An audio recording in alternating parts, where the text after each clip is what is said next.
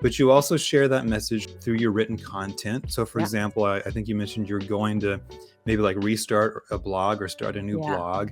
So tell me, what was the impetus behind that? So I have an email blast, right, that I send out every week. When I first started, by the way, like when you're getting started and sharing stories and connecting to an audience, building community, it's okay to start small. You kind of need to start small to feel your way through and figure out what in the world you're doing. So when I first had my email blast, it was like once a month. Now it's once a week. And I didn't even really think, it's not like stressful anymore. But I realized that I wanted to be able to share more intimate stories with my audience. I realized they were looking for that. And also, I'm getting ready to start writing a book in December. And so I'm starting to collect these stories. And I'm like, some of them are going to make it into the book, but some of them are not. And that doesn't mean they're not valid stories, right? Because when you're writing a book, you really got to get laser focused on what the purpose, what do you want the impact of that to be? But there's still all these other stories in my life.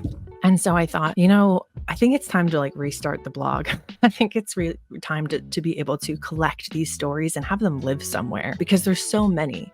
And my life has been so multifaceted. There's been so many lives that I have lived, right? Living in a high control religion, being a teenager, entering college, the whole story around what I decided to go for college and picking college and that whole experience. And then coming out of college, being part of the Great Recession and all of that, reinventing myself, going into sales in the interior design world. And then, all these different lives, right, that I have lived. And I think so often people see the polished versions of us. They see the now version, and they don't realize how many versions there were before. And so it was, it's a matter of like being able to be a little bit more honest with my audience in a way that feels good for me, and being able to just like share more intimate stories of my journeys that I hope have some kind of impact and help people to normalize the like non-linear nature of being alive. Yeah. So I love that. Actually, when I think about blogging, like people say it doesn't matter anymore or who cares or whatever, but like that's a place where you can share your story and you can Yeah. build trust with your readers and your Yeah. clients or potential clients. So I love that you're taking that angle, which is Yeah. great. Yeah. And who knows if anybody will read it?